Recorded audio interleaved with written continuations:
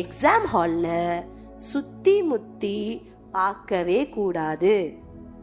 ஓகேயா? ஏன்னா நீ திரும்பி திரும்பி பார்த்தீங்கன்னா ஃபர்ஸ்ட் பேனிக் ஆயிடுவேன். ஏன் பேனிக் ஆயிடுவேன்னா, ஒரு வேளை உன்னை விட நல்லா படிக்கிற பொண்ணு அந்த கொஸ்டின் பேப்பரை பார்த்து டென்ஷன் ஆயிட்டா போச்சு, உனக்கு என்ன ஆகும்? அவளுக்கே தெரியல, நம்மலாம் பாஸ் ஆவோமா, உன்னோட கான்ஃபிடென்ட்டே போயிடும். ஆமாவா இல்லையா? எத்தனை பேர் எனக்கே ஃபீலாக இருக்கு, உங்களுக்குலாம் ஃபீல் ஆனதே இல்லையாப்பா? என்னப்பா எக்ஸாமே எழுதுனது இல்லையா? ஆமாவா இல்லையா? பசங்கள்லாம் ரொம்ப அமைதியாக உட்காந்துருக்கானுங்க. ஓகே, ஸோ நீங்கள் அந்த மாதிரி பார்க்கும்பொழுது உங்களுக்கு இருக்கிற கான்ஃபிடென்ட்டே உங்களுக்கு போயிடும். ஒன்று. ரெண்டாவது என்ன ஆகும் தெரியுமா? அந்த ஹாலில் இருக்க எக்ஸாமினர் என்ன நினைப்பாங்க?